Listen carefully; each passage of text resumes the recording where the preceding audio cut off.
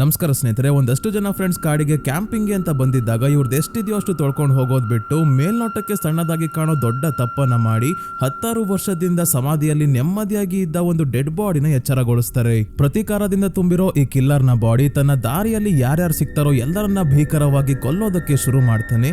ಅಂತದೇನ್ ಮಾಡಿದ್ರು ಈ friends dead body ಎದ್ ಬರೋಕೆ ಹೇಗ್ ಸಾಧ್ಯ, ಎಲ್ಲರನ್ನ ಯಾಕೆ ಈ ಕಿಲ್ಲರ್ ಡಿಸೈನ್ ಆಗಿ ಕೊಲ್ತಾ ಇದ್ದಾನೆ, ಇವನನ್ನ ಹೇಗೆ ತಡೀತಾರೆ, ತಡಿಯೋಕಾಗುತ್ತಾ ಇಲ್ವಾ ಅನ್ನೋದನ್ನ ಇನ್ನ ವೈಲೆಂಟ್ ನೇಚರ್ ಅನ್ನೋ ಹಾರರ್ ಸ್ಲಾಶರ್ ಮೂವಿಯ ಸ್ಟೋರಿಯಲ್ಲಿ ನೋಡೋಣ. ಮೂವಿಯ ಸ್ಟೋರಿ ಬ್ರೇಕ್ ಡೌನ್ ಜೊತೆಗೆ ಎಂಡಿಂಗ್ ಅನ್ನ ಕೂಡ ಎಕ್ಸ್ಪ್ಲೈನ್ ಮಾಡ್ತೀನಿ ಸ್ನೇಹಿತರೆ, ಹಾಗಾಗಿ ವಿಡಿಯೋನ ಮಿಸ್ ಮಾಡದೆ ಕೊನೆವರೆಗೂ ನೋಡಿ. ವಿಡಿಯೋಲಿ ಮುಂದೆ ಹೋಗೋಕ್ಕೂ ಮುಂಚೆ ಚಾನಲ್ಗೆ ನೀವಿನ್ನು ಸಬ್ಸ್ಕ್ರೈಬ್ ಆಗಿಲ್ಲ ಅಂದ್ರೆ ದಯವಿಟ್ಟು ಸಬ್ಸ್ಕ್ರೈಬ್ ಆಗಿ ಮತ್ತೆ ನೋಟಿಫಿಕೇಶನ್ ಬೆಲ್ ಐಕನ್ ಕೂಡ ಆನ್ ಮಾಡಿ.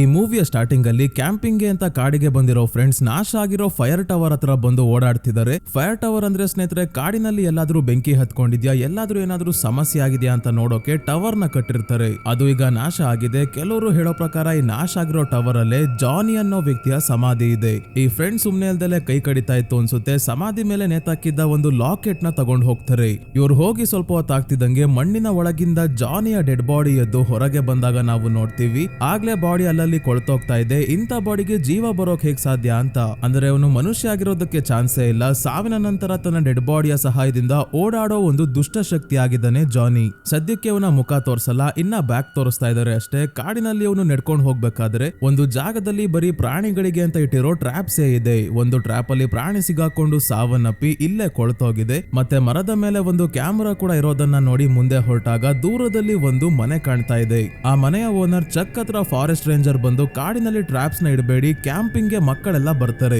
ಅವ್ರಿಗೇನಾದ್ರೂ ಆದ್ರೆ ಯಾರು ಹೊಣೆ ಅಂದಾಗ ಚಕ್ ತಲೆನೇ ಕೆಡ್ಸ್ಕೊಂತಿಲ್ಲ. ನಾನೇನಾದ್ರೂ ಮಾಡ್ಕೊಂತೀನಿ, ನೀನು ನನ್ನ ಪ್ರಾಪರ್ಟಿಗೆ ಮತ್ತೆ ಬಂದ್ರೆ ಶೂಟ್ ಮಾಡಿ ಸಾಯಿಸ್ತೀನಿ ಅಂತ ಹೇಳ್ತಾ ಇದ್ದಾನೆ. ಮತ್ತೆ ನೀನು ಕಾಡಿನಲ್ಲಿ ಟ್ರ್ಯಾಪ್ಸ್ ನ ಇಟ್ರೆ ನಾನು ಪೊಲೀಸ್ ಅವರ ಜೊತೆ ಬರ್ತೀನಿ ಅಂತ ಹೇಳಿ ಫಾರೆಸ್ಟ್ ರೇಂಜರ್ ಇಲ್ಲಿಂದ ಹೊರಟಾಗ ಚಕ್ ತನ್ನ ಮನೆ ಒಳಗೆ ಹೋಗ್ತಾನೆ. ಹಿಂದೆನೆ ಜಾನಿ ಕೂಡ ಮನೆ ಒಳಗೆ ಹೋಗ್ತಾನೆ. ಚಕ್ ಗನ್ ತಗೊಂಡು ಮನೆ ಮುಂದೆಯಿಂದ ಹೊರಗೆ ಬಂದಾಗ ಒಳಗಿರೋ ಜಾನಿಗೆ ತನ್ನ ಸಮಾಧಿ ಹತ್ರ ಇದ್ದ ಲಾಕೆಟ್ ತರಾನೇ ಇಲ್ಲೊಂದು ಲಾಕೆಟ್ ಇದೆ. ಇದನ್ನ ನೋಡಿದಾಗ ತನ್ನ ತಂದೆ ಜಾನಿಗೆ ಇವನ ತಾಯಿಯ ಲಾಕೆಟ್ ಕೊಟ್ಟು ಇದನ್ನ ನಿನ್ನ ಹತ್ರ ಯಾವಾಗ್ಲೂ ಇಡ್ಕೋ, ಎಂತ ಸಂದರ್ಭ ಬಂದ್ರು ಇದು ನಿನ್ನ ಹತ್ರನೇ ಇರ್ಬೇಕು ಅಂತ ಹೇಳಿ ಲಾಕೆಟ್ ಕೊಟ್ಟಿರ್ತಾರೆ. ಅದೇ ಲಾಕೆಟ್ ನ ಆ ಫ್ರೆಂಡ್ಸ್ ಎತ್ತಾಕೊಂಡು ಹೋಗಿದ್ದಾರೆ. ಜಾನಿ ಇದನ್ನ ನೆನ್ಪು ಮಾಡ್ಕೊಳ್ಳೋದು ಇವನ ಮುಂದೆ ಇರೋ ಕನ್ನಡಿಯಲ್ಲಿ ತೋರಿಸ್ತಾರೆ. ಅಂದ್ರೆ ತನ್ನ ತಾಯಿಯ ಲಾಕೆಟ್ ಅನ್ನ ಆ ಫ್ರೆಂಡ್ಸ್ ತಗೊಂಡ್ ಹೋಗಿರೋದ್ರಿಂದಾನೆ ಇವನು ಸಮಾಧಿಯಿಂದ ಎಚ್ಚರಗೊಂಡಿರೋದು. ಈಗ ಚೈನ್ ವಾಪಸ್ ಸಿಗೋವರೆಗೂ ಇವನು ಸುಮ್ನಾಗಲ್ಲ. ಸಮಾಧಿಯಿಂದ ಎದ್ದಾಗ್ಲಿಂದ ಓಡಾಡ್ತಾನೆ ಇದ್ದಾನೆ. ಸ್ವಲ್ಪ ಹೊತ್ತು ಕುತ್ಕೊಂಡು ರೆಸ್ಟ್ ಕೂಡ ಮಾಡಿಲ್ಲ, ಒಂದು ಲೋಟ ನೀರು ಕುಡ್ದಿಲ್ಲ. ಇದೇ ಸಮಯಕ್ಕೆ ಚಕ್ ಇಲ್ಲಿಗೆ ಬಂದು ಇವನಿಗೆ ಶೂಟ್ ಮಾಡೋಕೆ ಗನ್ ರೆಡಿ ಮಾಡ್ಕೋಬೇಕಾದ್ರೆ ಜಾನಿಯ ಮುಖವನ್ನ ನೋಡಿ ಇವನ್ಗೆ ಶೂಟ್ ಮಾಡೋಕೂ ಆಗಲ್ಲ. ಜಾನಿನ ಗನ್ ಕಿತ್ಕೊಂಡಾಗ ಚಕ್ ಕಾಡಿನ ಒಳಗೆ ಓಡೋಕೆ ಶುರು ಮಾಡ್ತಾನೆ. ಜಾನಿ ಇಲ್ಲಿಂದಾನೆ ಅವನಿಗೆ ಶೂಟ್ ಮಾಡ್ಬೋದಾಗಿತ್ತು, ಆದ್ರೆ ಮಾಡ್ತಾನ? ಖಂಡಿತ ಇಲ್ಲ. ಎಲ್ಲಾ ಸ್ಲಾಶರ್ ಮೂವೀಸ್ ಅಲ್ಲೂ ಹಿಂಗೆ ಕಿಲ್ಲರ್ಸ್ ಗೆ ದೂರದಿಂದ ಶೂಟ್ ಮಾಡಿ ಸಾಯಿಸಿದ್ರೆ ಮಜಾ ಬರಲ್ಲ. ಹತ್ರ ಹೋಗಿ ಅವರ ಬಾಡಿ ಪಾರ್ಟ್ಸ್ ಎಲ್ಲ ಕಿತ್ಕೊಂಡು ಆಟ ಆಡಿದ್ರೇನೆ ನೆಮ್ಮದಿ. ಚಕ್ ಈಗ ಓಡೋಗ್ತಾ ಇದ್ದಾನೆ. ಜಾನಿ ಮೆಲ್ಲುಗೆ ನಡ್ಕೊಂಡು ಹೋಗ್ತಾ ಇದ್ದಾನೆ. ಚಕ್ ದೊಡ್ಡದಾಗಿ ಫಾರೆಸ್ಟ್ ರೇಂಜರ್ ಗೆ ಟ್ರ್ಯಾಪ್ ನ ವಿಷಯಕ್ಕೆ ಬಾಯಿಗೆ ಬಂದಂಗೆ ಬೈದು ಕಳಿಸಿದ್ದ. ಆದ್ರೆ ಈಗ ಇವನ್ ಹಾಕಿದ್ದ ಟ್ರ್ಯಾಪ್ ಗೆ ಇವನೇ ಸಿಗಾಕೊಂತಾನೆ. ಏನೇ ಮಾಡಿದ್ರು ಕಾಲನ್ನ ಟ್ರ್ಯಾಪ್ ಇಂದ ಬಿಡ್ಸ್ಕೊಳಕ್ ಆಗಲ್ಲ. ಕೊನೆಗೆ ಜಾನಿ ಇವನ ದೇಹದಿಂದ ಆತ್ಮವನ್ನೇ ಬಿಡ್ಸೋಕೆ ಬರ್ತಾನೆ. ಒಂದೇ ಕೈಯಿಂದ ಮುಖ ಇಸ್ಕಿ ಸಾಯಿಸಿ ಬಾಡಿ ಪಾರ್ಟ್ಸ್ ಎಲ್ಲ ಕಿತ್ತಾಕಿ ವಾಪಸ್ ಚಕ್ ನ ಮನೆಗೆ ಬರ್ತಾನೆ. ಇಲ್ಲಿರೋ ಲಾಕೆಟ್ ನ ಚೆಕ್ ಮಾಡೋಕೆ. ಆದ್ರೆ ಲಾಕೆಟ್ ತನ್ನದಲ್ಲ, ಅದಕ್ಕೆ ತನ್ನ ತಾಯಿಯ ಲಾಕೆಟ್ ನ ಹುಡ್ಕೋದನ್ನ ಮುಂದುವರಿಸ್ತಾನೆ. ನಡ್ಕೊಂಡೆ ಓಡಾಡ್ತಾ ರಾತ್ರಿ ಆಗೋಗುತ್ತೆ. ಈಗ ಸ್ವಲ್ಪ ಲೈಟ್ ಹಾಕೊಂಡು ವಿಡಿಯೋ ನೋಡಿ ಸ್ನೇಹಿತರೆ, ಅಂದ್ರೆ ಮೊಬೈಲ್ ಅಲ್ಲಿ ಬ್ರೈಟ್ನೆಸ್ ಜಾಸ್ತಿ ಮಾಡ್ಕೊಂಡು ನೋಡಿ. ಮೂವಿ ಮೇಕರ್ಸ್ ನ್ಯಾಚುರಲ್ ಲೈಟಿಂಗ್ ಅಲ್ಲಿ ಶೂಟ್ ಮಾಡ್ಬೇಕು ಅಂತ ಸೀರಿಯಸ್ ಆಗಿ ತಗೊಂಡು ಕತ್ತಲಾಗಿದ್ರು ಲೈಟೇ ಹಾಕೊಂಡಂಗೆ ಶೂಟ್ ಮಾಡ್ಬಿಟ್ಟಿದ್ದಾರೆ. ಇಲ್ಲೇ ಹತ್ತಿರದಲ್ಲಿ ಒಂದು ಕ್ಯಾಬಿನ್ ಅಂದ್ರೆ ಮರದಲ್ಲಿ ಕಟ್ಟಿರೋ ಮನೆ ಇದೆ. ಇದರ ಮುಂದೆ ಕ್ಯಾಂಪ್ ಫೈರ್ ಹಾಕೊಂಡು ಕ್ಯಾಂಪಿಂಗ್ ಗೆ ಬಂದಿದ್ದ ಫ್ರೆಂಡ್ಸ್ ಕೂತಿದ್ದಾರೆ. ಇವರೇ ಲಾಕೆಟ್ ನ ಎತ್ಕೊಂಡ್ ಬಂದಿರೋದು. 7 ಜನ ಫ್ರೆಂಡ್ಸ್ ನ ಹೆಸರು Troy, Evan, Colt, Aaron, Aurora, Chris ಮತ್ತೆ ಬ್ರಾಡಿ. ಇಷ್ಟು ಜನರ ಹೆಸರನ್ನ ನೆನ್ಪಿಡ್ಕೊಳ್ಳೋದು ಕಷ್ಟ, ಆದ್ರೆ ತಲೆ ಕೆಡ್ಸ್ಕೋಬೇಡಿ ಸ್ನೇಹಿತರೆ, ಜಾನಿ ಇದನ್ನಲ್ಲ. ಈ ಕ್ಯಾರೆಕ್ಟರ್ ಗಳ ಹೆಸರು ನಮ್ಗೆ ನೆನ್ಪಿಡ್ಕೊಳಕ್ ಆಗಲ್ಲ ಅಂತಾನೆ ಜಾನಿ ಒಂದೊಂದೇ ಕ್ಯಾರೆಕ್ಟರ್ ನ ಕಡಿಮೆ ಮಾಡ್ತಾ ಬರ್ತಾನೆ. ಈಗ ಎರನ್ ಎಲ್ಲರಿಗೂ ಒಂದು ಹತ್ಯಾಕಾಂಡದ ಬಗ್ಗೆ ಹೇಳ್ತಾ ಇದ್ದಾನೆ. ಈ ಸ್ಟೋರಿಯನ್ನ ಇವನ ಅಂಕಲ್ ಹೇಳಿರ್ತಾರೆ. ಏನಂದ್ರೆ 70 ವರ್ಷಗಳ ಹಿಂದೆ ಈ ಕಾಡಿರೋ ಜಾಗವನ್ನ ಒಂದು ಲಾಗಿಂಗ್ ಕಂಪನಿ ಅವ್ರಿಗೆ ಲೀಸ್ ಗೆ ಕೊಟ್ಟಿರ್ತಾರೆ. ಅಂದ್ರೆ ಮರ ಕಟ್ ಮಾಡೋ ಕಂಪನಿ ಅವ್ರಿಗೆ. ತುಂಬಾನೇ ಜನ ಕೆಲಸ ಮಾಡೋ ವರ್ಕರ್ಸ್ ಕಾಡಿಗೆ ಬರ್ತಾ ಇದ್ರು. ಆದ್ರೆ ಸುತ್ತಮುತ್ತ ಎಲ್ಲೂ ಅಂಗಡಿಗಳು, ಸ್ಟೋರ್ ಗಳು ಯಾವ್ದು ಇರ್ಲಿಲ್ಲ. ಅದಕ್ಕೆ ಜಾನಿ ಅವರಪ್ಪ ಈ ಕೆಲಸ ಮಾಡೋರು ಹಾಕೊಂಡಿದ್ದ ಕ್ಯಾಂಪ್ ನ ಹತ್ರ ಒಂದು ಸ್ಟೋರ್ ನ ಓಪನ್ ಮಾಡ್ತಾರೆ. ಬೇರೆ ಬೇರೆ ವಸ್ತುಗಳನ್ನ ಅವರಿಗೆ ಮಾರಾಟ ಮಾಡೋಕೆ. ಸಮಾಧಿಯಿಂದ ಎದ್ದು ಬಂದಿದ್ನಲ್ಲ, ಅದೇ ಜಾನಿ ಅವರಪ್ಪನ ಬಗ್ಗೆ ಹೇಳ್ತಾ ಇರೋದು ಸ್ನೇಹಿತರೆ. ಜಾನಿ ಅವರಪ್ಪ ಬೇಕು ಅಂತಾನೆ ತುಂಬಾನೇ ಜಾಸ್ತಿ ಬೆಲೆಗೆ ವಸ್ತುಗಳನ್ನ ಮಾರಾಟ ಮಾಡ್ತಾ ಇರ್ತಾರೆ. ಬೇರೆ ಯಾವುದೇ ಸ್ಟೋರ್ ಸ್ಟೋರ್ ಹತ್ರದಲ್ಲಿ ಇಲ್ದೇ ಇರೋದ್ರಿಂದ ವರ್ಕರ್ಸ್ ಕೂಡ ಇವರ ಸ್ಟೋರ್ಗೆ ವಿಧಿ ಇಲ್ದೆ ಬರ್ತಾ ಇರ್ತಾರೆ. ಇದಷ್ಟೇ ಅಲ್ಲ, ಬೇಕು ಅಂತಾನೆ ರೇಟ್ ಜಾಸ್ತಿ ಮಾಡಿದ್ದಾರೆ ಅಂತ ಜಾನಿ ಅವ್ರ ಅಪ್ಪನ ಮೇಲೆ ಎಲ್ಲರಿಗೂ ಕೋಪ ಇರುತ್ತೆ. ಆ ಕೋಪವನ್ನ ಜಾನಿ ಮೇಲೆ ತೋರಿಸ್ತಿರ್ತಾರೆ. ಜಾನಿ ಹೇಗೆ ಅಂದ್ರೆ ಸ್ನೇಹಿತರೆ, ದೇಹ ಬೆಳ್ಕೊಂಡಿದ್ರು ಬುದ್ಧಿ ಮಕ್ಕಳ ರೀತಿನೇ ಇರುತ್ತೆ. ಹಾಗಾಗಿ ದೊಡ್ಡವನಾಗಿದ್ರು ಆಟಿಕೆಗಳನ್ನ ಅಂದ್ರೆ ಟಾಯ್ಸ್ ನ ಹಿಡ್ಕೊಂಡು ಆಟ ಆಡ್ತಿರ್ತಾನೆ. ವರ್ಕರ್ಸ್ ಜಾನಿಗೆ ಏನೇ ತೊಂದರೆ ಕೊಟ್ರು ಅವನು ತನ್ನ ತಂದೆಗೆ ಹೇಳ್ತಿರಲ್ಲ. ಒಂದಿನ ಒಬ್ಬ ವರ್ಕರ್ ಕುಡ್ಕೊಂಡ್ ಬಂದು ಜಾನಿ ಆಟ ಆಡ್ಬೇಕಾದ್ರೆ ಅವನ ಟಾಯ್ ಕಾರ್ ಮೇಲೆ ಕಾಲಿಟ್ಟು ಕೆಳಗೆ ಬಿದ್ದಿದ್ರಿಂದ ಕಾಲ್ ಮುರಿಯುತ್ತೆ. ನಂತರ ಆ ವರ್ಕರ್ಗೆ ಕೆಲಸ ಮಾಡೋಕ್ ಆಗಲ್ಲ. ಇದಕ್ಕೆಲ್ಲ ಕಾರಣ ಜಾನಿ ಅವನಿಗೆ ಅವ್ರ ಅಪ್ಪಂಗೆ ಬುದ್ಧಿ ಕಲಿಸ್ಬೇಕು ಅಂತ ಒಂದಿನ ಒಂದಷ್ಟು ಜನ ವರ್ಕರ್ಸ್ ಎಲ್ಲ ಒಟ್ಟಿಗೆ ಸೇರಿ ಒಂದು ಬ್ಯಾಗ್ ಅಲ್ಲಿ ಟಾಯ್ ಸಿಕ್ಕಿದೆ, ಬಾ ಕೊಡ್ತೀವಿ ಅಂತ ಜಾನಿನ ಫೈರ್ ಟವರ್ ನ ಮೇಲೆ ಕರ್ಕೊಂಡ್ ಬರ್ತಾರೆ. ಇಲ್ಲಿ ಒಬ್ಬ ವ್ಯಕ್ತಿ ತನ್ನ ಮುಖಕ್ಕೆ ಹಳೆ ಫೈರ್ ಫೈಟರ್ ಮಾಸ್ಕ್ ಹಾಕೊಂಡ್ ಬಂದು ಜಾನಿಗೆ ಹೆದರಿಸಿದಾಗ ಜಾನಿ ಟವರ್ ಮೇಲಿಂದ ಕೆಳಗೆ ಬಿದ್ದು ಕತ್ತು ಮುರಿದೋಗಿ ಸಾವನ್ನಪ್ತಾನೆ. ಆಮೇಲೆ ವರ್ಕರ್ಸ್ ಎಲ್ಲ ಸೇರಿ ಫೈರ್ ಫೈಟರ್ ಮಾಸ್ಕ್ ನ ಜಾನಿಯ ಮುಖಕ್ಕೆ ಹಾಕಿ ಹೋಗ್ತಾರೆ. ಇವನೇ ಆಟ ಆಡೋಕೆ ಹೋಗಿ ಮೇಲಿಂದ ಬಿದ್ದು ಸಾವನ್ನಪ್ಪಿದಾನೆ ಅನ್ಕೊಳ್ಳಿ ಅಂತ. ಒಂದು ದಿನದ ನಂತರ ಜಾನಿ ಅವರ ಅಪ್ಪಂಗೆ ಡೆಡ್ ಬಾಡಿ ಸಿಗುತ್ತೆ. ಈ ಕೆಲಸ ವರ್ಕರ್ಸೇ ಮಾಡಿರೋದು ಅಂತ ಅವ್ರ ಮೇಲೆ ಹಲ್ಲೆ ಮಾಡೋಕೆ ಹೋದಾಗ ದೊಡ್ಡ ಜಗಳ ಆಗಿ ಜಗಳದಲ್ಲಿ ಜಾನಿ ಅವರ ಅಪ್ಪ ಕೂಡ ಪ್ರಾಣ ಕಳ್ಕೊಂತಾರೆ. ಆದ್ರೆ ಈ ಕೇಸ್ ನ ಹೇಗೋ ಮಾಡಿ ಎಲ್ಲರೂ ಮುಚ್ಚಾಕಿ ಆದ್ಮೇಲೆ ಒಂದು ವಾರದ ನಂತರ ಕಂಪನಿಯವರು ಕ್ಯಾಂಪ್ ಹತ್ರ ಬಂದಾಗ ನೋಡ್ತಾರೆ, ಕ್ಯಾಂಪ್ ಅಲ್ಲಿ ಇದ್ದವರೆಲ್ಲ ಸಾವನ್ನಪ್ಪಿರ್ತಾರೆ. ಯಾರೋ ಅವರನ್ನೆಲ್ಲ ಬರ್ಬರವಾಗಿ ಹತ್ಯೆ ಮಾಡಿ ಹೋಗಿರ್ತಾರೆ. ಈ ವಿಷಯ ಹೊರಗೆ ಗೊತ್ತಾದ್ರೆ ಕಂಪನಿಗೆ ಕೆಟ್ಟ ಹೆಸರು ಅಂತ ಪೊಲೀಸ್ ಅವರ ಕೈಯಲ್ಲಿ ಇದು ಕೊಳ್ತೋಗಿರೋ ಮಾಂಸ ತಿಂದು ಎಲ್ಲರೂ ಸಾವನ್ನಪ್ಪಿದ್ದಾರೆ. ಆಮೇಲೆ ಕಾಡು ಪ್ರಾಣಿಗಳು ದೇಹ ಎಲ್ಲ ಕಚ್ಚಿ ಪಾರ್ಟ್ಸ್ ಎಲ್ಲ ಕಿತ್ತಾಕಿದವೆ ಅಂತ ಕೇಸ್ ಕ್ಲೋಸ್ ಮಾಡಿರ್ತಾರೆ. ಆದರೆ ಕೆಲವು ಪೊಲೀಸ್ ಆಫೀಸರ್ಸ್ ಹೇಳೋ ಪ್ರಕಾರ ಅವರು ಕೊಲೆ ಆದ ಜಾಗಕ್ಕೆ ಹೋಗಿದ್ದಾಗ ಫೈರ್ ಫೈಟರ್ ಮಾಸ್ಕ್ ಹಾಕಿರೋ ಒಬ್ಬ ವ್ಯಕ್ತಿಯನ್ನ ಕಾಡಿನ ಒಳಗೆ ನೋಡಿರ್ತಾರೆ. ಇವತ್ತಿಗೂ ಜನ ನಂಬ್ತಾರೆ ಆ ಕೊಲೆಗಳನ್ನ ಸೇಡ್ ತೀರಿಸ್ಕೊಳ್ಳೋಕೆ ಜಾನಿಯ ಆತ್ಮನೆ ಮಾಡಿದ್ದು ಅಂತ. ಈ ಘಟನೆ ನಿಜವಾಗ್ಲೂ ನಡೆದಿದೆ. ನಾವು ಹೋಗಿದ್ದ ಆ ಫೈರ್ ಟವರ್ ಹತ್ರ ಜಾನಿಯ ಸಮಾಧಿ ಇರ್ಬೋದು ಅಂತ ಎರನ್ ಹೇಳ್ತಾನೆ. ಸ್ಟೋರಿ ತುಂಬಾನೇ ಚೆನ್ನಾಗಿದೆ, ಆದ್ರೆ ರಿಯಲ್ ಅಲ್ಲ ಅಂತ ಬೇರೆಯವರೆಲ್ಲ ಆರಾಮಾಗೇ ಇದ್ದಾರೆ. ಆದ್ರೆ ಕಾಡಿನಲ್ಲಿ ಜಾನಿ ನಿಂತ್ಕೊಂಡು ಇವರನ್ನೇ ನೋಡ್ತಾ ಇದ್ದಾನೆ. 10 ವರ್ಷದ ಹಿಂದೆ ಕೂಡ ಒಬ್ಬ ಫಾರೆಸ್ಟ್ ರೇಂಜರ್ ಸಾವನ್ನಪ್ಪಿದ್ದ. ಅವನ ಬಗ್ಗೆ ಹೇಳ್ಬೇಕಾ ಅಂತ ಎರನ್ ಕೇಳಿದಾಗ ಬೇಡ ಸಾಕು ಇವತ್ತಿಗೆ ಅಂತ ಎಲ್ಲರೂ ಸುಮ್ನಾಗ್ತಾರೆ. 10 ವರ್ಷದ ಹಿಂದೆ ಏನಾಗಿತ್ತು ಅಂತ ಮುಂದೆ ತೋರಿಸ್ತಾರೆ ಸ್ನೇಹಿತರೆ. ಸದ್ಯಕ್ಕೆ ಮುಂದೆ ಎಲ್ಲರೂ ಸೆಲ್ಫಿ ತಗೊಂತಿದ್ರೆ ಹಿಂದೆ ಜಾನಿ ನಿಂತ್ಕೊಂಡಿದ್ದಾನೆ.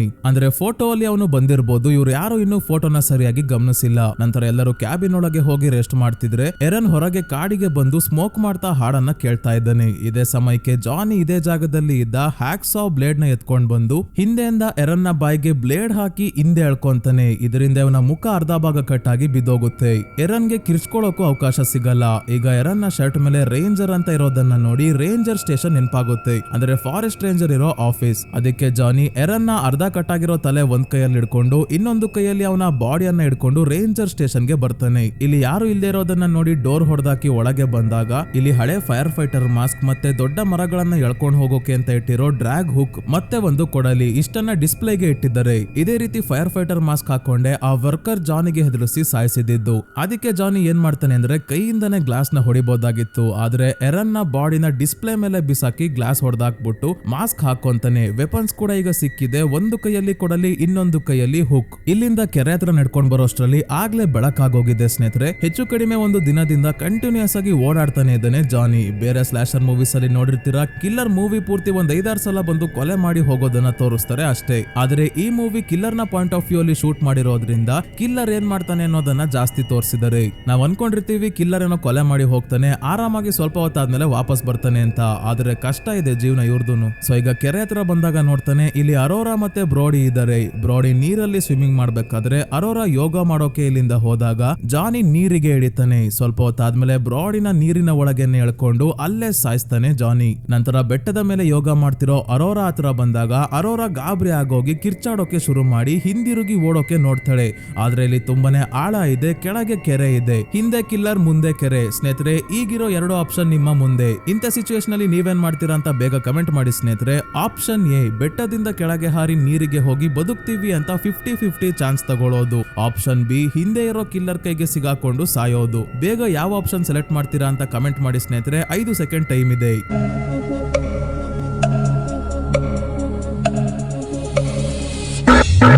ಟೈಮ್ ಮುಗಿತು ಸ್ನೇಹಿತರೆ. ನನಗೆ ಗೊತ್ತು ತುಂಬಾನೇ ಜನ ಆಪ್ಷನ್ ಎ ಸೆಲೆಕ್ಟ್ ಮಾಡಿರ್ತೀರಾ ಅಂತ. ಆದ್ರೆ ನಾನು ಆಪ್ಷನ್ ಸಿ ಸೆಲೆಕ್ಟ್ ಮಾಡ್ತೀನಿ. ಅದೇ ಸೈಡ್ಗೆ ಕಾಡಿನ ಒಳಗೆ ಓಡ್ ಹೋಗೋದು. ಹಿಂದೆ ಮುಂದೆ ಜಾಗ ಇಲ್ಲ, ಆದ್ರೆ ಅಕ್ಕಪಕ್ಕ ಓಡೋಗೋಕೆ ಜಾಗ ಇದೆಯಲ್ಲ. ಇಲ್ಲಿ ಅರೋರಾ ನಮ್ಮಂಗೆ ತಲೆ ಓಡ್ಸಲ್ಲ, ಯಾಕಂದ್ರೆ ಇದು ಹಾರರ್ ಮೂವಿ. ತಪ್ಪಾದ ಆಪ್ಷನ್ ಸೆಲೆಕ್ಟ್ ಮಾಡೋದು. ಅರೋರಾ ಆಪ್ಷನ್ ಬಿ ಸೆಲೆಕ್ಟ್ ಮಾಡಿದ್ರಿಂದ ಹಿಂದೆಯಿಂದ ಬಂದ ಕಿಲ್ಲರ್ ಹೊಟ್ಟೆಗೆ ಹುಕ್ಕಿಂದ ಚುಚ್ಚಿ ದೊಡ್ಡ ಹೋಲೆ ಮಾಡ್ಬಿಡ್ತಾನೆ. ಆ ಹೋಲೊಳಗಿಂದ ತಲೆಗೆ ಕೊಕ್ಕೆ ಹಾಕಿ ಇವಳಿಗೆ ಯೋಗ ಇಷ್ಟ ಅಲ್ವಾ, ಅದಕ್ಕೆ ಫ್ಲೆಕ್ಸಿಬಿಲಿಟಿ ಚೆಕ್ ಮಾಡೋಕೆ ಹುಕ್ ನ ಎಳಿಯೋಕೆ ಸ್ಟಾರ್ಟ್ ಮಾಡ್ತಾನೆ. ಎಲ್ಲಿ ಎಲ್ಲಿವರೆಗೂ ಅಂದ್ರೆ ಕತ್ತೆಲ್ಲ ಮುರಿದೋಗಿ ಹೊಟ್ಟೆಯಲ್ಲಿ ಹೋಲಾಗಿತ್ತಲ್ಲ ಅಲ್ಲಿಂದ ಹಿಂದಕ್ಕೆ ತಲೆನ ಎಳೆದ್ ಬಿಡ್ತಾನೆ. ಈ ರೀತಿ ಭಯಾನಕವಾಗಿ ಪ್ರಾಣ ಕಳ್ಕೊಂತಾಳೆ ಅರೋರಾ. ನಂತರ ಜಾನಿ ಬೇರೆ ಫ್ರೆಂಡ್ಸ್ ಇರೋ ಕ್ಯಾಬಿನ್ ಹತ್ರ ಬರ್ಬೇಕಾದ್ರೆ ಆಲ್ರೆಡಿ ಇಲ್ಲಿ ಟ್ರಾಯ್, ಎವನ್, ಕೋಲ್ಟ್ ಮತ್ತೆ ಕ್ರಿಸ್ ಜಗಳ ಆಡ್ತಿದ್ದಾರೆ. ಯಾಕೆಂದ್ರೆ ಕೋಲ್ಟ್ ಮತ್ತೆ ಕ್ರಿಸ್ ಹೇಳೋದೇನಂದ್ರೆ ಎರನ್, ಅರೋರಾ ಮತ್ತೆ ಬ್ರೋಡಿ ಹೋಗಿ ತುಂಬಾನೇ ಹೊತ್ತಾಯ್ತು, ಎಲ್ಲೂ ಕಾಣಿಸ್ತಿಲ್ಲ, ಅದಕ್ಕೆ ಪೊಲೀಸ್ ಅವ್ರ ಹತ್ರ ಹೋಗೋಣ ಬಾ ಅಂದ್ರು. ಟ್ರಾಯ್ ಕೇಳ್ತಿಲ್ಲ, ವಾಪಸ್ ಬರ್ತಾರೆ, ಕಾಡಲ್ಲಿ ಎಲ್ಲೋ ಸುತ್ತಾಡ್ತಿರ್ಬೋದು ಅಂತ ಹೇಳ್ತಾ ಇದ್ದಾನೆ. ಕಾರ್ ಕೀ ಕೊಡು, ನಾವೇ ಹೋಗ್ತೀವಿ ಅಂತ ಕೇಳಿದಾಗ ಕೀಯನ್ನ ಕಾಡಿನ ಒಳಗೆ ಬಿಸಾಕ್ತಾನೆ ಟ್ರಾಯ್. ಅದು ಸೀದಾ ಬಂದು ಜಾನಿ ಮುಂದೆ ಬಿಡುತ್ತೆ. ಕೀ ಜೊತೆ ಕಾರ್ನ ಕೀ ಚೈನ್ ಇರೋದು ನೋಡಿ ಜಾನಿ ಚಿಕ್ಕ ಹುಡುಗನ ರೀತಿ ಮರದ ಹಿಂದೆ ಕುತ್ಕೊಂಡು ಆಟ ಆಡ್ಬೇಕಾದ್ರೆ ತನ್ನ ಫೈರ್ ಫೈಟರ್ ಮಾಸ್ಕ್ ನ ತೆಗೆದಾಗ ನಾವು ನೋಡ್ತೀವಿ ಇವನ ಮುಖ ತುಂಬಾನೇ ಭಯಾನಕವಾಗಿದೆ. ಕಣ್ಣು ಪೂರ್ತಿ ಬೆಳ್ಳಗೆ ಇದೆ. ಅದೇ ಸೇಮ್ ಕಾಲ್ ಭಾಗ ಕೊಳ್ತೋಗಿರೋ ಶವಾನೆ. ಇವನು ಎದ್ದು ಓಡಾಡ್ತಿದ್ದಾನೆ ಅಷ್ಟೇ. ಮೋಸ್ಟ್ಲಿ ಇವನ ದೇಹ ಸಾವನ್ನಪ್ಪಿರ್ಬೋದು. ಆತ್ಮ ಬಾಡಿಯ ಒಳಗೇನೆ ಬಂದಿ ಆಗಿರೋ ಹಾಗೆ ಕಾಣ್ತಾ ಇದೆ. ಇವನು ಕಾರ್ ಹಿಡ್ಕೊಂಡು ಆಟ ಆಡ್ಬೇಕಾದ್ರೆ ಬ್ಯಾಕ್ ಗ್ರೌಂಡ್ ಅಲ್ಲಿ ಕ್ರಿಸ್ ಫೋಟೋ ಬಗ್ಗೆ ಹೇಳ್ತಿರೋದು ನಮ್ಗೆ ಕೇಳಿಸುತ್ತೆ.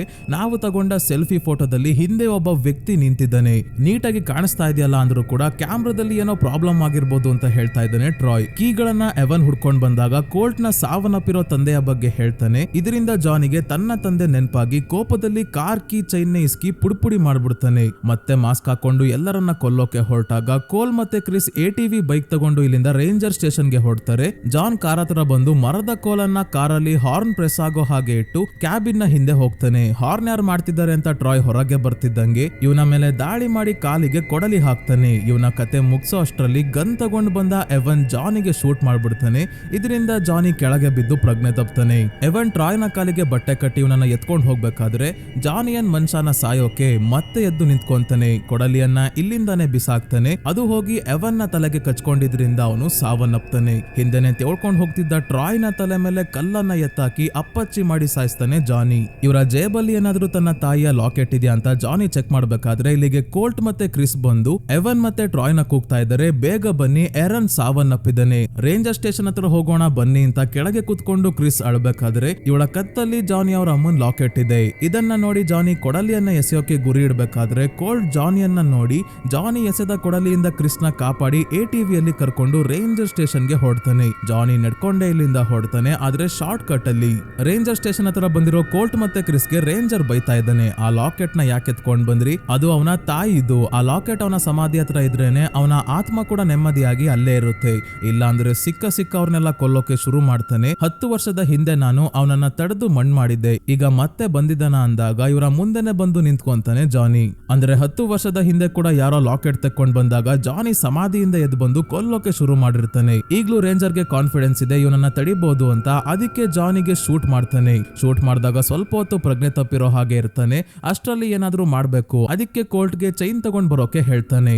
ಚೈನ್ ಇಂದ ಜಾನಿನ ಕಟ್ಟಾಕಿ ಎಳ್ಕೊಂಡು ಅವನ ಸಮಾಧಿ ಹತ್ರ ಹೋಗಿ ಮಣ್ಣು ಮಾಡಿ ಲಾಕೆಟ್ ನ ಅದರ ಜಾಗದಲ್ಲಿ ಇಟ್ಟು ಬರೋಕೆ. ಈಗ ಕ್ರಿಸ್ ಹಾಗಾದ್ರೆ ಜಾನಿ ಬಗ್ಗೆ ಕತೆ ಇರೋದು ನಿಜಾನ ಅಂದಾಗ ಹೌದು, ಆ ವರ್ಕರ್ಸ್ ಇದ್ದ ಕ್ಯಾಂಪ್ ಮೇಲೆ ಜಾನಿ ದಾಳಿ ಮಾಡಿ ಎಲ್ಲರನ್ನ ಸಾಯಿಸಿದ್ದ. ಆದ್ರೆ ಒಬ್ಬರು ಆ ಹತ್ಯಾಕಾಂಡದಿಂದ ಪಾರಾಗಿದ್ರು, ಅವರು ಬೇರೆ ಯಾರು ಅಲ್ಲ, ನಮ್ಮಪ್ಪ ಈ ಮಾನ್ಸ್ಟರ್ ನ ಶಾಂತಗೊಳಿಸೋದ್ರಲ್ಲಿ ಯಶಸ್ವಿಯಾಗಿದ್ರು. ಅವರು ಹೇಳೋ ಕಥೆಯನ್ನ ನಾನು ನಂಬ್ತಿರ್ಲಿಲ್ಲ. ಆದ್ರೆ 10 ವರ್ಷದ ಹಿಂದೆ ಇವನು ಮತ್ತೆ ಎಚ್ಚರಗೊಂಡು ನಾನು ಪ್ರೀತಿಸೋ ಅಂತವ್ರನ್ನೆಲ್ಲ ಸರ್ವನಾಶ ಮಾಡಿ ಹೋದಾಗ ನಮ್ ತಂದೆ ಹೇಳ್ದಂಗೆ ಇವನಿಗೆ ಶೂಟ್ ಮಾಡಿ ಇವನನ್ನ ಸಮಾಧಿಯಲ್ಲಿ ಮಲಗಿಸಿದ್ದೆ ಅಂತ ಹೇಳ್ತಾನೆ ರೇಂಜರ್. ಆಗ ಮಲಗಿಸಿದ್ದ, ಆದ್ರೆ ಇವನೇ ಈಗ ಮಲಿಕೊಳ್ಳೋಂಗ್ ಕಾಣ್ತಾ ಇದ್ದಾನೆ. ಕೋಲ್ಡ್ ಚೈನ್ ನ ತಗೊಂಡ್ ಬರೋ ಅಷ್ಟರಲ್ಲಿ ಮತ್ತೆ ಜಾನಿ ಎಚ್ಚರಗೊಂಡು ರೇಂಜರ್ ನ ಗನ್ ಕಿತ್ಕೊಳ್ಳೋಕೆ ನೋಡ್ತಾ ಇದ್ದಾಗ ಕೋಲ್ಟ್ ಮತ್ತೆ ಕ್ರಿಸ್ ಬಂದಿದ್ದ ATV ಮೇಲೆ ಫೈರ್ ಆಗ್ಬಿಡುತ್ತೆ. ಹಾಗಾಗಿ ATVನೂ ವರ್ಕ್ ಆಗಲ್ಲ.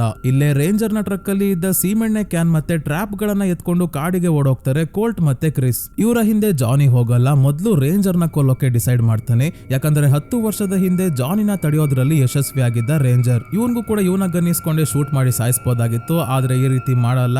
ಜಾನಿ ಇವನ ಬೆನ್ನಿನ ಮೂಳೆಯನ್ನ ಜೋರಾಗಿ ಎಳೆದು ಪ್ಯಾರಲೈಸ್ ಮಾಡಿ ಇಲ್ಲೇ ಮರಗಳನ್ನ ಇಟ್ಟಿರೋ ಶೆಡ್ ಗೆ ಕರ್ಕೊಂಡ್ ಬಂದು ಹಳೆ ಮರ ಕಟ್ ಮಾಡೋ ಮಷೀನ್ ಇಂದ ಮೊದಲು ಕೈ ಕಟ್ ಮಾಡ್ತಾನೆ, ಆಮೇಲೆ ತಲೆ ಕಟ್ ಮಾಡಿ ಸಾಯಿಸ್ತಾನೆ.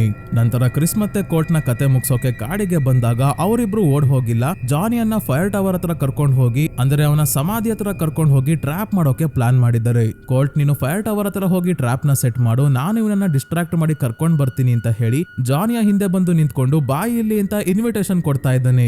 ಆಯ್ತು ಬಂದೆ ಅಂತ ಜಾನಿ ಬಂದು ಮುಖಕ್ಕೆ ಕೊಡಲಿ ಹಾಕ್ತಾನೆ. ಆಮೇಲೆ ಕೋಪದಲ್ಲಿ ಇವನು ಸತ್ರು ಬಿಡ್ತಿಲ್ಲ, ತಲೆಯನ್ನ ಕೊಡಲಿಯಿಂದ ಕೊಚ್ಚಿ ಕೀಮಾ ಮಾಡ್ತಾ ಇದ್ದಾನೆ. ಓ ನೆಕ್ಸ್ಟ್ ನಾನೇ ಇರೋದು ಅಂತ ಕ್ರಿಸ್ ಸೀಮೆಣ್ಣೆ ಕ್ಯಾನ್ ಮತ್ತೆ ಟ್ರ್ಯಾಪ್ ನ ಇಲ್ಲೇ ಇಟ್ಟು ಕತ್ತಲ್ಲಿ ಇರೋ ಲಾಕೆಟ್ ನ ಕ್ಯಾಪ್ ಗೆ ನೇತಾಕಿ ಓಡೋಕೆ ಶುರು ಮಾಡ್ತಾಳೆ. ಆದ್ರೆ ಕಾಡಿನಲ್ಲಿ ದಾರಿ ಗೊತ್ತಾಗದೆ ಪದೇ ಒಂದೇ ಜಾಗಕ್ಕೆ ಬರ್ತಾ ಇದ್ದಾಳೆ. ಹೇಗೋ ಬೆಳಗ್ಗೆವರೆಗೂ ಕಂಟಿನ್ಯೂಸ್ ರಿವರ್ಸ್ ಆಗಿ ಓಡಿ ಬಂದು ಒಂದು ಜಾಗದಲ್ಲಿ ಬಿದ್ದಿದ್ದಾಳೆ. ಇವಳ ಕಾಲಿಗೆ ಮರದ ಶಾರ್ಪ್ ಆಗಿರೋ ತುಂಡು ಕೂಡ ಚುಚ್ಕೊಂಡಿದೆ. ಅದನ್ನ ಕಾಲಿಂದ ತೆಕ್ಕೊಂಡು ಸ್ವಲ್ಪ ಮುಂದೆ ಬರ್ತಿದ್ದಂಗೆ ರೋಡ್ ಸಿಕ್ತು. ರೋಡ್ ಅಲ್ಲಿ ಹೋಗ್ತಿದ್ದ ಒಂದು ಪಿಕಪ್ ಟ್ರಕ್ ನ ನಿಲ್ಸಿ ಲಿಫ್ಟ್ ಕೇಳಿದಾಗ ಪಿಕಪ್ ಟ್ರಕ್ ಓಡಿಸ್ತಿದ್ದ ಮಹಿಳೆ ಇವಳಿಗೆ ಸಹಾಯ ಮಾಡ್ತಾಳೆ.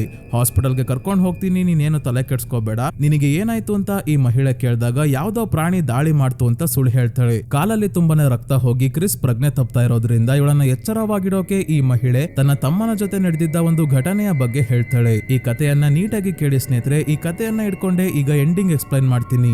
30 ವರ್ಷಗಳ ಹಿಂದೆ ಈ ಮಹಿಳೆಯ ತಮ್ಮ ಬಾಬಿ ಫಾರೆಸ್ಟ್ ಆಫೀಸರ್ ಆಗಿದ್ದಾಗ ಕಾಡಿನಲ್ಲಿ ಪ್ರಾಣಿಗಳ ಡೆಡ್ ಬಾಡಿಗಳು ಸಿಕ್ಕಿದವೆ ಅಂತ ಇನ್ಫಾರ್ಮೇಶನ್ ಬಂದು ನೋಡೋಕೆ ಹೋದಾಗ ಬಾಬಿಗೆ ಡೌಟ್ ಬರೋದೇನೆಂದ್ರೆ ಸಿಂಹ, ಹುಲಿ, ಕರಡಿ ಯಾವುದೇ ಪ್ರಾಣಿ ಬೇಟೆ ಆಡಿದ್ರು ತಮ್ಮ ಬೇಟೆಯನ್ನ ತಿಂದೆ ಹೋಗಲ್ಲ, ಆದ್ರೆ ಇಲ್ಲಿ ಸಾವನ್ನಪ್ಪಿರೋ ಪ್ರಾಣಿಗಳನ್ನ ಸಾಯಿಸಿ ತಿಂದೆ ಹೋಗಿದೆ. ಕರಡಿ ಏನಾದ್ರೂ ಈ ಕೆಲಸ ಮಾಡಿದ್ಯಾ ಅಂತ ಚೆಕ್ ಮಾಡೋಕೆ ಮುಂದೆ ಹೋದಾಗ ಒಂದು ಕರಡಿ ಬಾಬಿ ಮೇಲೆ ಅಟ್ಯಾಕ್ ಮಾಡುತ್ತೆ. ಹೇಗೋ ಮಾಡಿ ಕೊನೆಗೂ ಪ್ರಾಣ ಉಳಿಸ್ಕೊಂಡಿರ್ತಾನೆ ಬಾಬಿ. ತಕ್ಷಣ ಬೇರೆ ಆಫೀಸರ್ಸ್ ಎಲ್ಲ ಬಾಬಿನ ಹಾಸ್ಪಿಟಲ್ಗೆ ಸೇರಿಸ್ತಾರೆ. ಆಮೇಲೆ ಕರಡಿಯನ್ನ ಹುಡ್ಕೊಂಡು ಕಾಡಿಗೆ ಬಂದಾಗ ಕಾಡಲ್ಲಿ ಕರಡಿನೂ ಇರಲ್ಲ, ಏನೂ ಇರಲ್ಲ. ಪ್ರಾಣಿಗಳಲ್ಲಿ ಹೆನ್ ಹೌಸ್ ಸಿಂಡ್ರೋಮ್ ಅಂತ ಕರೀತಾರೆ. ಇದರಿಂದ ಏನಾಗುತ್ತೆ ಅಂದ್ರೆ ಕೆಲವು ಬೇಟೆಯಾಡೋ ಪ್ರಾಣಿಗಳು ತಿನ್ನೋಕೆ ಅವಶ್ಯಕತೆ ಇರೋದಕ್ಕಿಂತ ಜಾಸ್ತಿ ಪ್ರಾಣಿಗಳನ್ನ ಸಾಯಿಸ್ಬಿಡ್ತವೆ. ಇದಕ್ಕೆ ಕಾರಣ ಏನು ಅಂತ ಗೊತ್ತಿಲ್ಲ, ಆದರೆ ಕೆಲವು ಪ್ರಾಣಿಗಳ ಸ್ವಭಾವನೆ ಹಾಗೆ ಅಂತ ಹೇಳ್ತಾರೆ. ಈ ಕಥೆಯನ್ನ ಕೇಳಿದ ಕ್ರಿಸ್ ಯಾಕೋ ಬಾಬಿನು ಜಾನಿಯನ್ನ ನೋಡಿ ಕರಡಿ ಅಂತ ಎಲ್ಲರಿಗೂ ಸುಳ್ಳು ಹೇಳಿರೋ ಹಾಗಿದೆಯಲ್ಲ ಅಂತ ಅನಿಸ್ತಾ ಇದೆ. ಇರ್ಬೋದು ಸ್ನೇಹಿತರೆ, ಸುಳ್ಳು ಹೇಳಿರ್ಬೋದು. ಯಾಕಂದ್ರೆ ಜಾನಿಗೂ ಈ ಮಹಿಳೆ ಹೇಳಿದ ಕಥೆಗೂ ತುಂಬಾನೇ ಸಿಮಿಲಾರಿಟೀಸ್ ಇದೆ. ಏನಂದ್ರೆ ಎನ್ ಹೌಸ್ ಸಿಂಡ್ರೋಮ್ ತರಾನೇ ಜಾನಿ ಕೂಡ ತನಗೆ ಬೇಕಾದವ್ರನ್ನ ಮಾತ್ರ ಕೊಲ್ಲಲ್ಲ, ಅಂದ್ರೆ ಲಾಕೆಟ್ ನ ಕದ್ದಿರೋರ್ನ ಮಾತ್ರ ಕೊಲ್ಲಲ್ಲ, ಸಿಕ್ಕವ್ರನ್ನೆಲ್ಲ ಸಾಯಿಸ್ತಾನೆ. ಇದಕ್ಕೆ ಕಾರಣ ಏನು ಅಂತ ಹೇಳೋಕ್ಕಾಗಲ್ಲ, ಅದು ಅವನ ನೇಚರೇ ಆಗಿರ್ಬೋದು. ಈ ಮೂವಿಯ ಹೆಸರು ಇನ್ನ ವೈಲೆಂಟ್ ನೇಚರ್ ಅಂತ ಯಾಕಿದೆ ಅನ್ನೋದು ಈಗ ಗೊತ್ತಾಗುತ್ತೆ. ನೇಚರ್ ಅಂದ್ರೆ ಪರಿಸರ ಅಲ್ಲ ಸ್ನೇಹಿತರೆ, ಇಲ್ಲಿ ನೇಚರ್ ಅಂದ್ರೆ ಸ್ವಭಾವ. ವೈಲೆಂಟ್ ಆಗಿರೋದೇ ಜಾನಿಯ ಸ್ವಭಾವ. ಇವನಿಗೆ ಕೊಲೆ ಮಾಡೋದಕ್ಕೆ ಯಾವುದೇ ಕಾರಣ ಬೇಡ. ಜಾನಿ ಸಾವನ್ನಪ್ಪಿದ ನಂತರ ಕ್ಯಾಂಪ್ ಅಲ್ಲಿ ಇದ್ದ ವರ್ಕರ್ಸ್ ನಲ್ಲಿ ಇವನು ಸಾಯಿಸಿದಾಗ ರೇಂಜರ್ ಅವರಪ್ಪ ಬಚಾವಾಗಿರ್ತಾನೆ. ಅಲ್ಲಿ ಎಲ್ಲರನ್ನ ಕೊಲ್ಲೋ ತನ್ನ ಉದ್ದೇಶ ಪೂರ್ತಿ ಆಗ್ಲಿಲ್ಲ. ಆಮೇಲೆ 10 ವರ್ಷದ ಹಿಂದೆ ರೇಂಜರ್ ಬಚಾವಾಗಿರ್ತಾನೆ. ರಾತ್ರಿ ತಾನೇ ರೇಂಜರ್ ನ ಸಾಯಿಸಿದ್ದಾನೆ. ಆದ್ರೆ ಈ ಬಾರಿ ಕ್ರಿಸ್ ಬಚಾವಾಗಿದ್ದಾಳೆ. ಅಂದ್ರೆ ಇವಳನ್ನ ಕೊಲ್ಲೋವರೆಗೂ ಈಗ ಜಾನಿಗೆ ಸಮಾಧಾನ ಇಲ್ಲ, ವಾಪಸ್ ಸಮಾಧಿಗೆ ಹೋಗಲ್ಲ. ಸೊ ಈಗ ಟ್ರಕ್ ನ ಓಡಿಸ್ತಾ ಇರೋ ಮಹಿಳೆ ಕ್ರಿಸ್ ನ ಕಾಲಲ್ಲಿ ತುಂಬಾನೇ ರಕ್ತ ಹೋಗಿರೋದ್ರಿಂದ ಕಾಲಿಗೆ ಸ್ಟ್ರಾಪ್ ನ ಕಟ್ಟೋಕೆ ಅಂತ ಟ್ರಕ್ ನಿಲ್ಲಿಸ್ತಾಳೆ. ಕ್ರಿಸ್ ಫುಲ್ ಗಾಬರಿಯಾಗಿ ಇಲ್ಲಿ ನಿಲ್ಲಿಸಬೇಡಿ, ಹಾಸ್ಪಿಟಲ್ಗೆ ಕರ್ಕೊಂಡು ಹೋಗಿ ಅಂತ ಒಂದೇ ಸಮ ಹೇಳ್ಬೇಕಾದ್ರೆ ಸಮಾಧಾನ ಮಾಡ್ಕೋ, ನಾನೇನಾದ್ರೂ ನಿನ್ ಕಾಲಿಗೆ ಸ್ಟ್ರಾಪ್ ಕಟ್ಲಿಲ್ಲ ಅಂದ್ರೆ ಹಾಸ್ಪಿಟಲ್ಗೆ ಹೋಗೋವರೆಗೂ ನೀನು ಇರೋದೇ ಇಲ್ಲ ಅಂತ ಸ್ಟ್ರಾಪ್ ಕಟ್ಬೇಕಾದ್ರೆ ಕಾಡಿನ ಒಳಗೆ ಕ್ರಿಸ್ ನೋಡ್ತಾ ಇದ್ದಾಳೆ. ಎಲ್ಲಿ ಕಾಡಿನ ಒಳಗಿಂದ ಜಾನಿ ಬರ್ತಾನೋ ಅಂತ. ಇವಳಿಗಿರ್ಲಿ ಸ್ನೇಹಿತರೆ, ಮೂವಿ ನೋಡ್ತಿರೋ ನಮಗೇನೆ ಆತಂಕ ಆಗೋಕೆ ಶುರು ಆಗುತ್ತೆ. ಇನ್ನೇನ್ ಬಂದ ಅಂತ ಕಾಯ್ತಾನೆ ಇರ್ತೀವಿ. ಕೊನೆಗೂ ಅವನು ಬರೋದೇ ಇಲ್ಲ. ಈ ಮಹಿಳೆ ಟ್ರಕ್ ಡ್ರೈವ್ ಮಾಡ್ಕೊಂಡು ಹಾಸ್ಪಿಟಲ್ಗೆ ಹೋಗ್ತಾಳೆ. ನಂತರ ಕಾಡಿನಲ್ಲಿ ಕ್ರಿಸ್ ಸೀಮೆಣ್ಣೆ ಕ್ಯಾನ್ಗೆ ಲಾಕೆಟ್ ನೇತಾಕಿ ಬಂದಿದ್ಲಲ್ಲ, ಆ ಜಾಗದಲ್ಲಿ ಈಗ ಲಾಕೆಟ್ ಇಲ್ವೇ ಇಲ್ಲ. ಅಂದ್ರೆ ಜಾನಿ ಲಾಕೆಟ್ ನ ತಗೊಂಡು ಹೋಗಿದ್ದಾನೆ. ಸಮಾಧಿಗೆ ವಾಪಸ್ ಹೋಗಿರೋದಕ್ಕೆ ಸಾಧ್ಯ ಇಲ್ಲ. ಅವನು ಕ್ರಿಸ್ ನ ಕೊಲ್ಲೋಕೆ ಬಂದೇ ಬರ್ತಾನೆ. ಯಾಕಂದ್ರೆ ಈ ಮೂವಿ ಇಲ್ಲಿಗೆ ಮುಗಿಯುತ್ತೆ. ಪಾರ್ಟ್ 2 ಕೂಡ ಮಾಡ್ತೀವಿ ಅಂತ ಮೂವಿ ಮೇಕರ್ಸ್ ಅನೌನ್ಸ್ ಕೂಡ ಮಾಡಿದ್ದಾರೆ. ಪಾರ್ಟ್ 2 ಅಲ್ಲಿ ಖಂಡಿತ ಕ್ರಿಸ್ ನ ಕೊಲ್ಲೋಕೆ ಜಾನಿ ಪ್ರಯತ್ನ ಪಡ್ತಾನೆ. ಅವಳನ್ನ ಕೊಲ್ಲೋಕೆ ಹೋದಾಗ ದಾರಿಯಲ್ಲಿ ಯಾರ್ಯಾರು ಸಿಗ್ತಾರೋ ಅವ್ರನ್ನೆಲ್ಲ ಯಾವ ಡಿಸೈನ್ ಅಲ್ಲಿ ಸಾಯಿಸ್ತಾನೋ ಪಾರ್ಟ್ 2 ರಿಲೀಸ್ ಆದಾಗ ನೋಡೋಣ. ಈ ಮೂವಿ ನಿಮ್ಗೆ ಹೇಗೆ ಅನಿಸ್ತು ಅಂತ ಕಮೆಂಟ್ಸ್ ಅಲ್ಲಿ ತಿಳಿಸಿ. ವಿಡಿಯೋ ಇಷ್ಟ ಆಗಿದ್ರೆ ಲೈಕ್ ಮಾಡಿ, ಚಾನಲ್ಗೆ ಸಬ್ಸ್ಕ್ರೈಬ್ ಆಗೋದನ್ನ ಮರಿಬೇಡಿ. ಇದೇ ರೀತಿಯ ವಿಡಿಯೋವಿನೊಂದಿಗೆ ಮತ್ತೆ ನಿಮ್ಮನ್ನ ಭೇಟಿ ಆಗ್ತೀನಿ. ಧನ್ಯವಾದಗಳು.